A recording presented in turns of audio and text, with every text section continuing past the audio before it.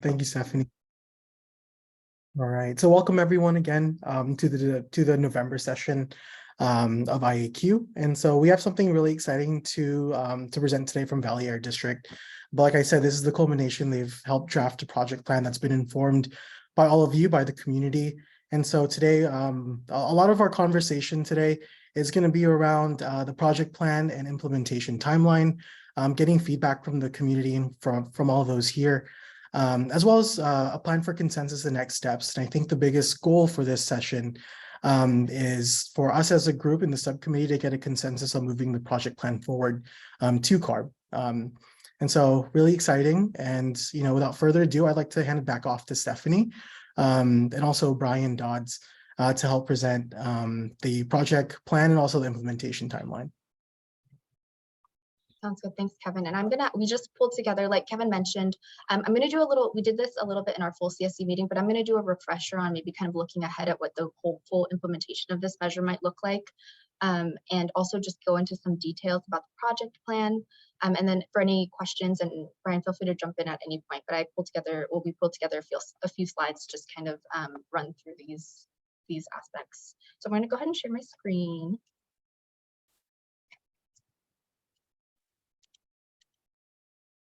One second here.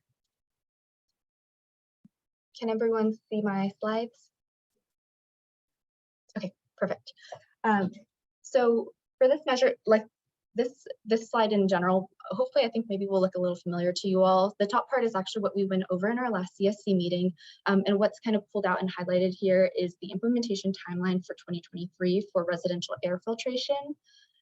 Really our goal would be, in order to kind of get this measure moving forward, is to be able to submit this project plan to CARB for approval before the end of the year if possible, because in terms of the process for approval, CARB does hope to get back to us within 60 days, but generally that, it is the case that it could take longer than that. So we do want to make sure that we get this project plan in so we can really get that approval process going. In addition to getting that project plan kind of as in tandem as we're getting this project plan approved, I'll go into this in a little more detail, but for folks that are familiar maybe with the process we went through for the tree subcommittee, for this measure, we'll actually go through a request for quotation or RFQ process. What that is essentially we'll go out to bid to different vendors or manufacturers that essentially create these units, and we will go out for kind of the best pricing. So really we want to get most bang for buck with this funding that we have. We have $1 million in this measure. And so this RFQ will allow us to be able to get really competitive pricing to hopefully get more units out in the community. And so we'll hope to do that in tandem with getting the project plan approved. And once those two kind of pieces are set and we get the project plan approved, we are able to open this program.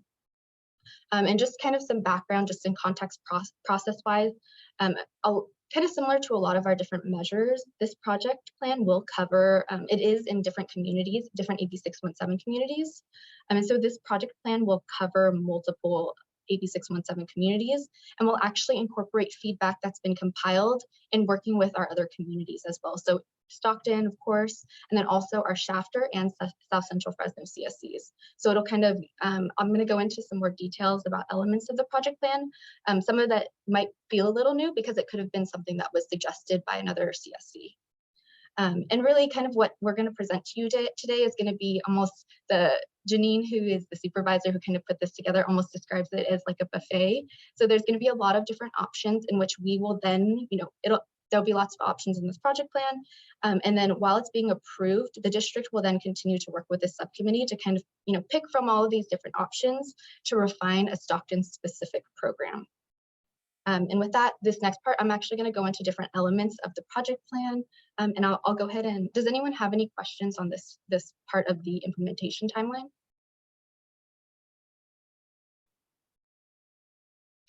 Not seeing anyone. Feel free to just kind of chime in if I'm missing anyone though. I'll go into kind of the first aspect and feel free to jump in with any questions after. Okay. And so the first aspect that I'll discuss is program eligibility. So in terms of what devices will be eligible, The criteria that we've incorporated into this project plan actually does align with existing CARB residential and school air filtration programs. And really kind of the goal of that is, we know these are existing programs that are approved, and we hope this kind of, these aspects will help expedite the approval process, that being that they're already approved by CARB. And some of these criteria include that the units are certified by CARB, they're equipped with HEPA filters, they're Energy Star certified, and they cover at least 150 square feet. In terms of what the funding will cover, it really is all going to kind of the device and getting the device out into the community. And so it's going to be device cost. The filters will come with the units will come with one replacement filter. Also, any sales tax and any like shipping costs would be included in eligible costs. And finally, like I had mentioned, this is kind of going to be like a, you'll see different options in which we're going to work with the community to kind of refine which options that we want to go with. But across the board for all the communities, there will be kind of base criteria that I think will be very familiar to folks. One of those being that, of course, we want to make sure that the people that are applying for this program do reside within our AB 617 boundary. It can include single family residents, daycare facilities, and private preschool facilities. And then it will be one device per household. Does anyone have any questions just about this first kind of aspect of the project plan, which is the program eligibility? Yeah, I have a quick question. Have you all, I'm not sure if it was in the kind of fuller report out that was sent with the agenda, but how the shipping costs, if applicable, oh my goodness, I can't today, applicable. If applicable, is it that just for the shipping costs? Yeah, so in general, I think we have budgeted just in terms of what we have based on experience from our other programs. We expect or could anticipate, I think, this going towards about 5,000 units. But Brian, I don't know if you know a little bit more about the exact shipping costs associated. Yeah, I mean, I think the intent there was to ensure that there's no out-of-pocket expenses for the consumer. And, depending on in the implementation of our pilot program, the shipping cost might vary a couple dollars depending on where somebody resides within our district.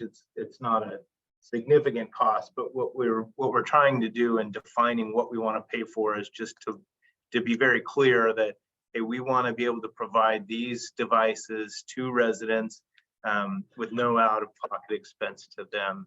And if we have an event, the overall expenses might be slightly less, but if we go through a process where we're shipping them out through a partnering retailer or manufacturer, then we're just clearly defining that those costs will be covered by the program there.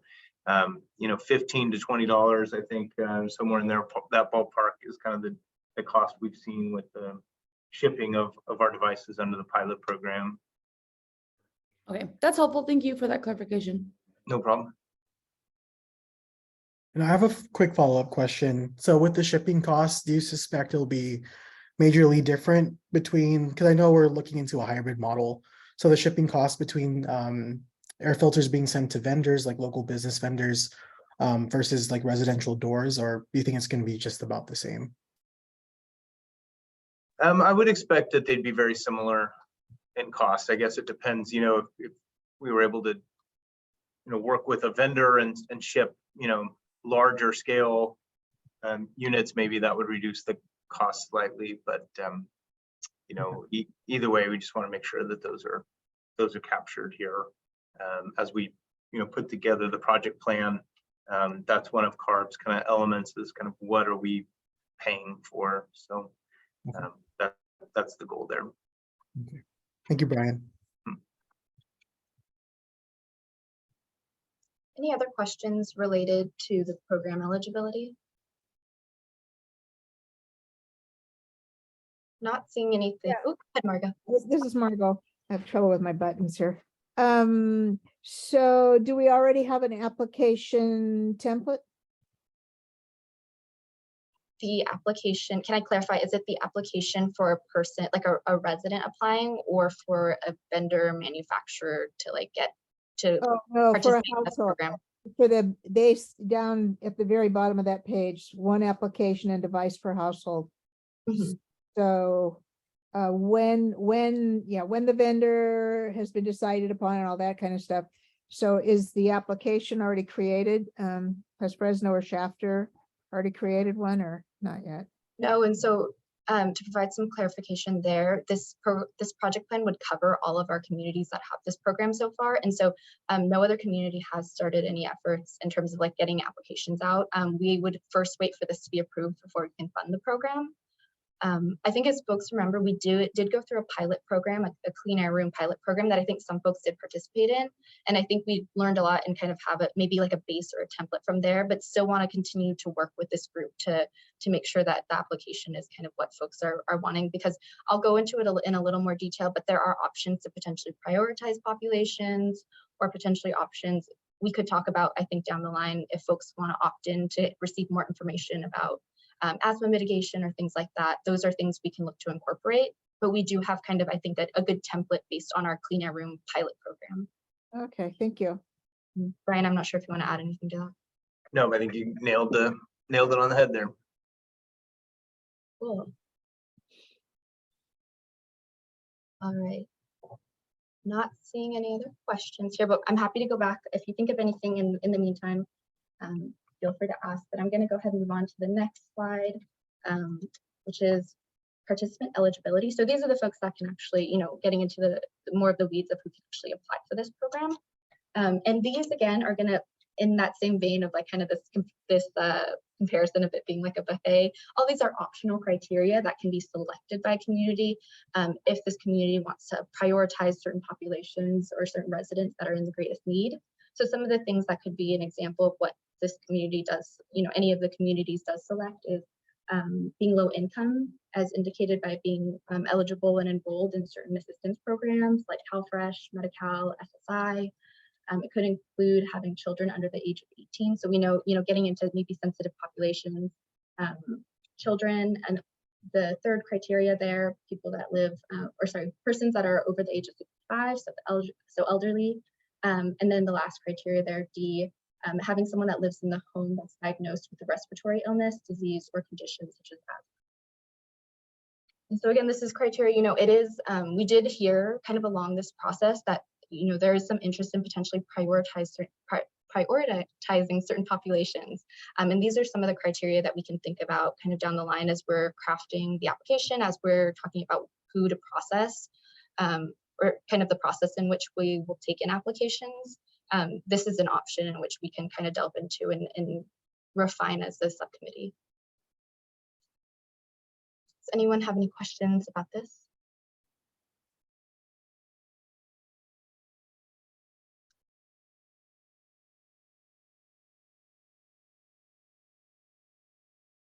Not seeing anything, but again, feel free to put in the chat, or if you get the question later, I'm happy to come back to this. But the next thing I'll talk about is kind of the selection of actual applicants, and then also the delivery. So in terms of project selection, the community can select from following project selection options. So we could potentially process the applications. This program could be first come, first serve. So determined by kind of who submits a complete application. If we get a completed application, we'll process that first. Another option is we could do almost like a priority population hybrid. And so for communities that want to kind of opt into this option, applicants that meet certain criteria that we just mentioned in that previous slide could be prioritized within each batch of an order that's sent to the vendor to ship out. So those are two different options that we can kind of we can look at. And finally, in terms of delivering the device, the communities, so the CSC and subcommittee can select from these options. It could be either, or it could be both of these in terms of getting the unit to folks in the community. First is we could do a direct ship, and so we work with the vendor, and this device is shipped directly to the applicant's home. So they don't have to, they don't have to leave their home. They don't have to kind of go to some location that might be far away. It just gets directly shipped to them. And another option we can look into is optional in-person events. And so we could work with local, a local hardware store or some community center to host an event where the portion of kind of the funding allocation of this 1 million goes towards events in which we just are there in the community passing devices out. And also, I think there's a lot to kind of, I think that could go into this. I know as my already thinking about in-person events, it could be paired with other programs that we have available. It could be paired with outreach. So there's a lot that we can think about as a subcommittee when we're selecting, I think, from these options. Does anyone have any questions on selection and delivery? I don't have a question, but I must say that priority population hybrid, someone put a little bit of thought into that. That looks really good. Well put together. Thanks, Marco. And I think this is actually a suggestion that we heard from you all, is that we heard definitely across multiple subcommittee meetings that folks wanted to prioritize certain populations. I know, but you coalesce the wording. Thanks, Margo. Go ahead, Jazzy. I have a question about the delivery. Is it possible, or was that another thing we were talking about, doing hybrid as well? Yeah. Option of direct ship, and then with outreach doing events. Yes. Yes. Definitely. So delivery, that could be, it could be either of those or both of those. So like Jazzy is saying, just to really clarify, we could choose both of those options and have a portion of the program open up and just be fully open to folks to fill out the application online and have it just directly shipped to them. And then in addition to that, we could work with like a local hardware store and hold an event in which we have CBOs come out, we hand out devices, we do outreach in the community. So it could definitely be both of those options. Okay. Yeah, I'm thinking about doing like events over, I think I mentioned in our last meeting at like Boggs Track or something, at like the what is the place called, the farm there, something like that, where we go into the communities. Yeah, we think that'd be awesome. We've held a couple of in a couple different communities in Shafter and Fresno, a couple of lawnmower like exchange events where we've gone and folks have come in and brought in an old, gas powered device and left with just a free mower and gotten some outreach materials and been able to ask questions. And so we definitely would look forward to that if this subcommittee is interested. Sweet. Edible schoolyard, that's what it was called.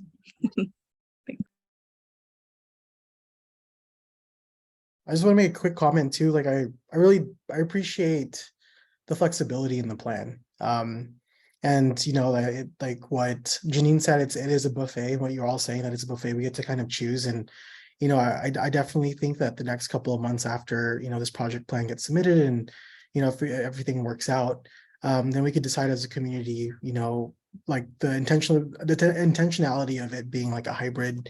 I'm hearing that's a very popular option for our communities. But I just want to say thank you for drafting this, and I think it's capturing a lot of what we've said in past meetings.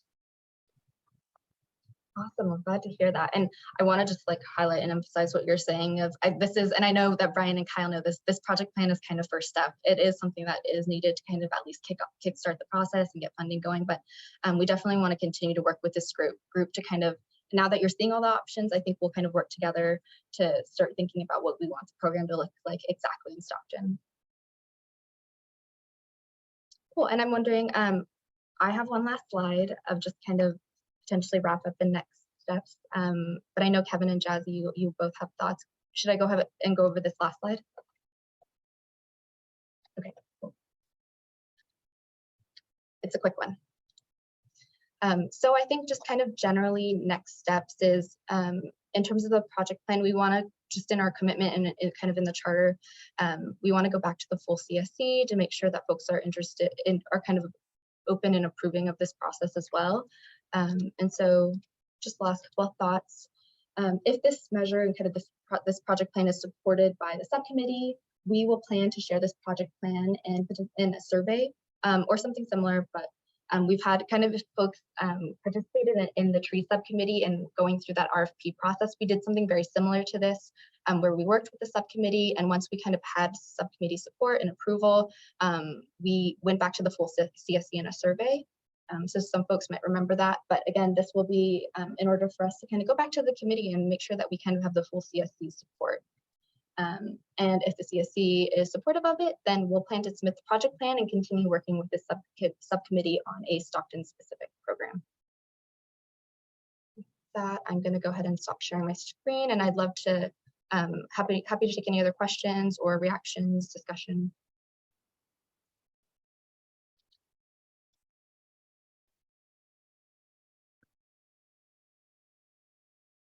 So this is Marco. So, are you saying that we do want to take it back to the full CSC before going to CARB? So it won't be before the end of this year? So we'll plan, Margot, and I think maybe you were involved with the tree subcommittee process, kind of rather than I think wait until January when our next meeting is. If the subcommittee does support it, I think we'll work with the co-lead to kind of craft up an email that describes how we went through this process and kind of that the subcommittee is supportive of it, and plan to put up a survey to the full CSC to kind of gauge support in that way.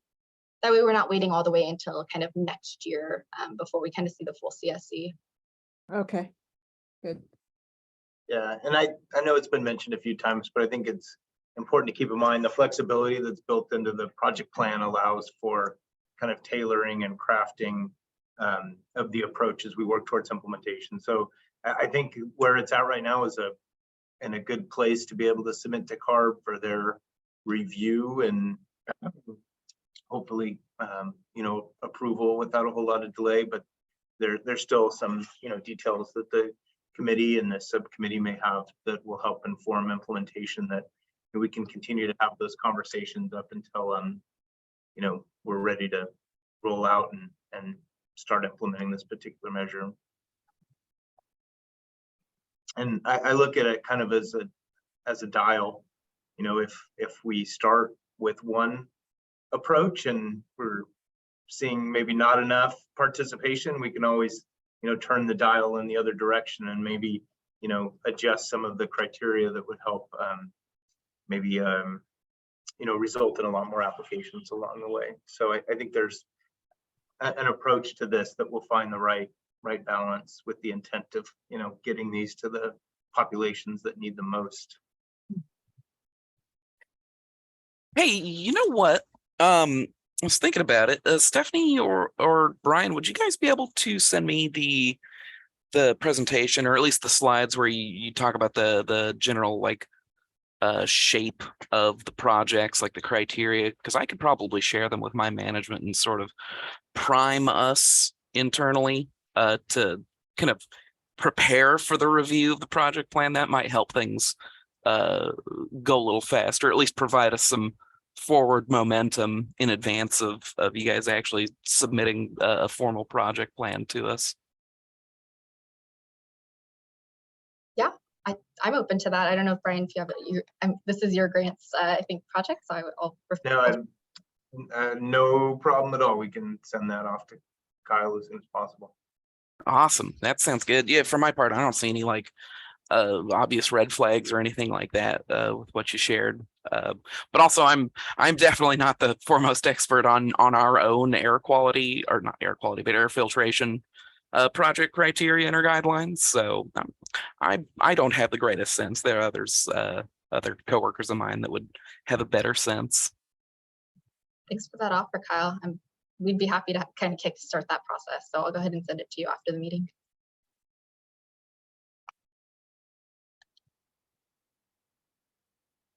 Are there any other general questions or feedback about what was presented today?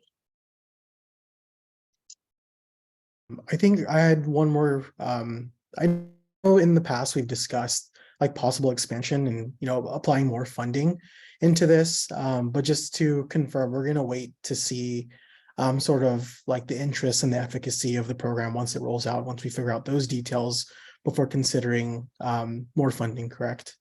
I think that makes the most sense just in terms of kind of what's being reallocated right now. I think we definitely want to be intentional about what's being reallocated and see that demand in order to reallocate funds. So I do think this is, based on our pilot program, going to be a very popular program in the community.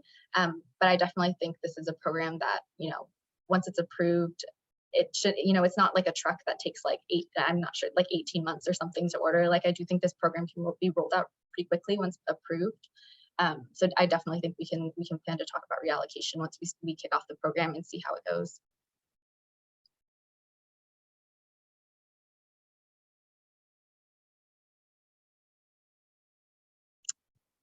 Well, very cool. I will go ahead. I know that Kevin and Jazzy, you had in the agenda plans to discuss next steps. So I'll go ahead and pass over to you all if there are no more questions.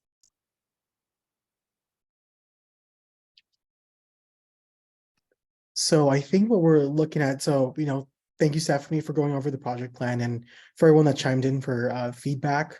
I think the plan now is, I don't know, how do you want to do this, Stephanie, but try to get consensus from the group, like the agreement.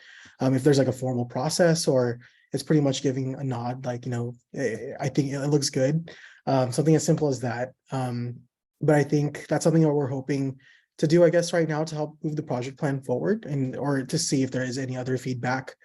And then yeah, we could go into next steps, and this looks like a short meeting.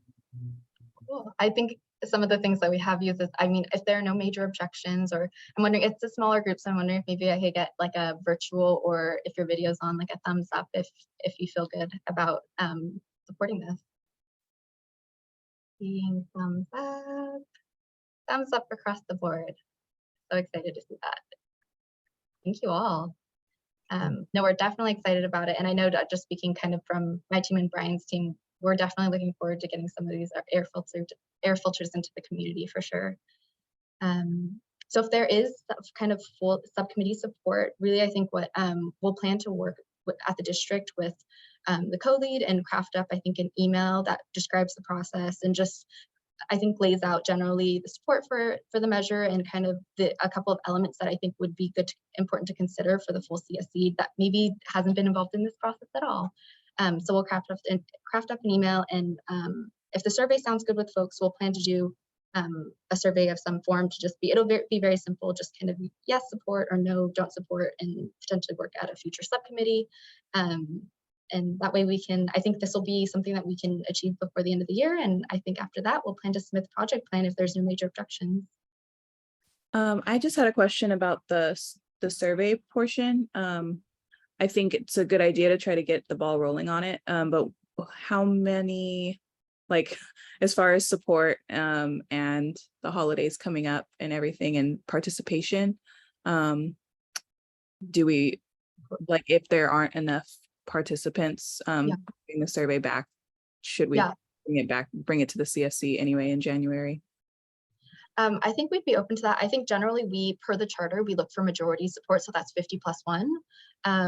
But I think we could, like, this doesn't have to be something we like set to like Monday or something. Like, we're happy to kind of, if we want to wait until after after Thanksgiving and put it out for a week or two, that way we're not hitting like Thanksgiving and then it's before Christmas. We're definitely open to that.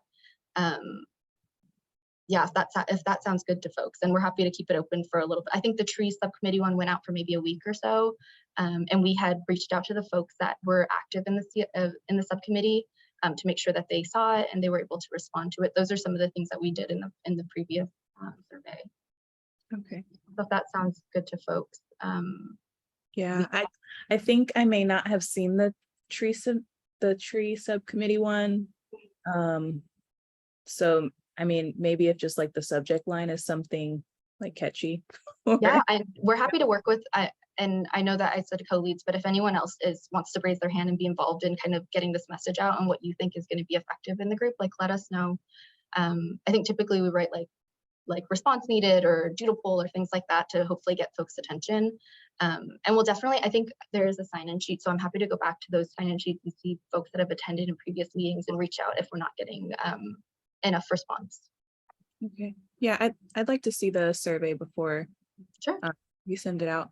But I think it's a good idea so we can keep the momentum going. Sounds good. How everyone else feels, if we should do a consensus on that also for a survey. Everybody okay? Cool. Yeah. Yeah, and I would suggest too, I mean, there's opportunities along the way, to make adjustments to this project plan based on additional feedback.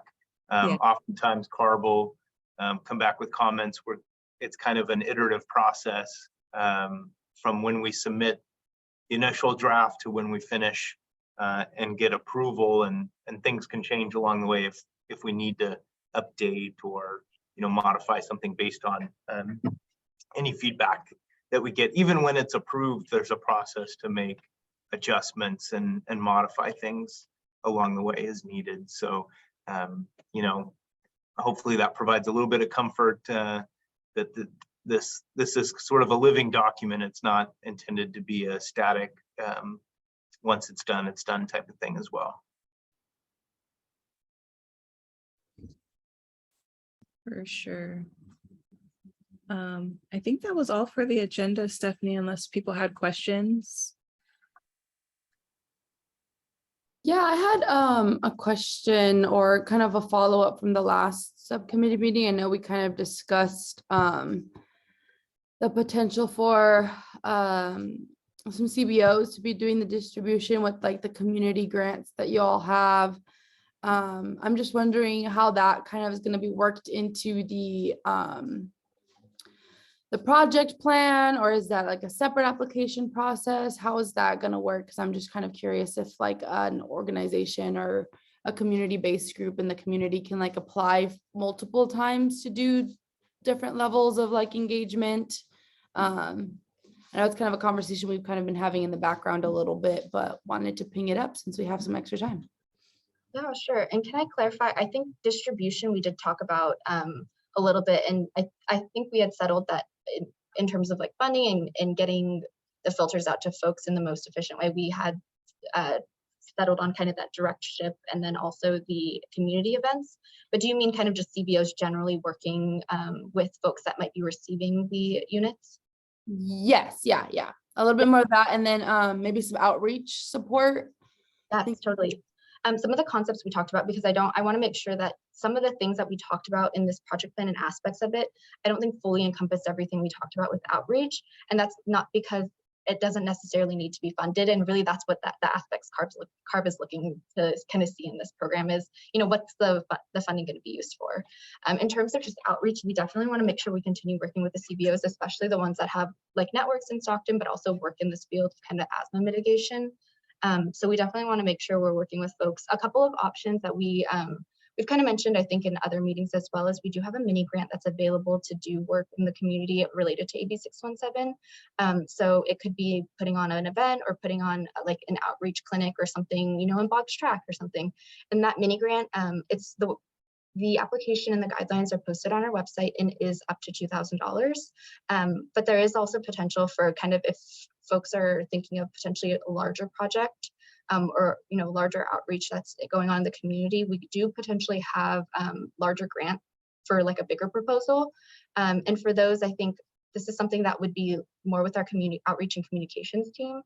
And so for the bigger projects, I think it'll be almost like I think some folks maybe would call it like an RFP, but a proposal that gets submitted that just describes what kind of outreach you do, what the funding would go towards, and things like that. But if you're interested, I definitely feel free to email me.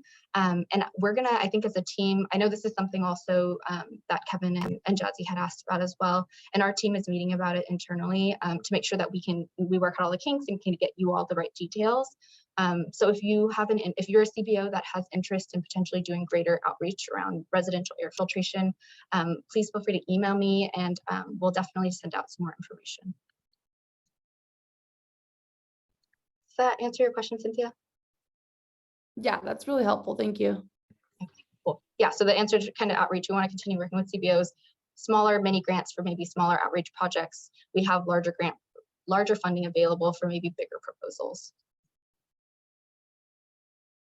And Stephanie, once you meet with the team internally to discuss that, would you mind letting us know, like, I know this is like probably down the line, but if there is going to be an RFP for that, and so we know to kind of prepare, and possibly how many of the like the little bit of a larger grant, how many opportunities are there? So we could potentially like, you know, collab with other like CBOs, and, you know, strategically use the funds in that way instead of competing with each other. Yes, and we definitely want that. So just to also provide some further clarification, I don't generally like RFP is something that's a little beyond kind of what I do, but I think typically that inherently means there might be one proposal that kind of gets selected. I will say generally for this program outreach and kind of CBOs wanting to work on this, we could see there being multiple groups that apply for these larger grants that work on this. So we definitely hear that. We don't want there to be kind of any competition in the groups, and we want to make sure we're all working together on these same measures. So yes, we're definitely going to provide you all with more information on that.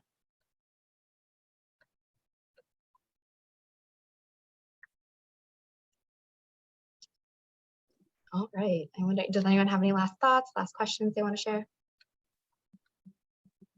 I was just gonna say, it looks like we're gonna get out early. Yay, what an efficient meeting, and very exciting too. We're so excited to kind of see this measure move forward. Yeah.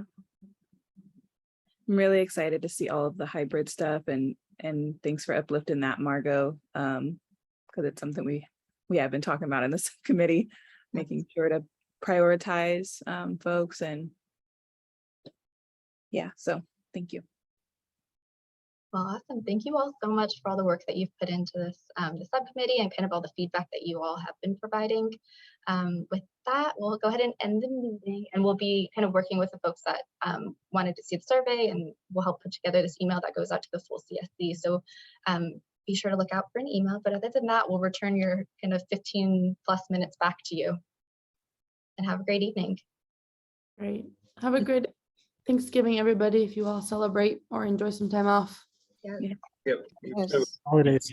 Everyone, thanks. Yeah, happy holidays, everybody. Yeah.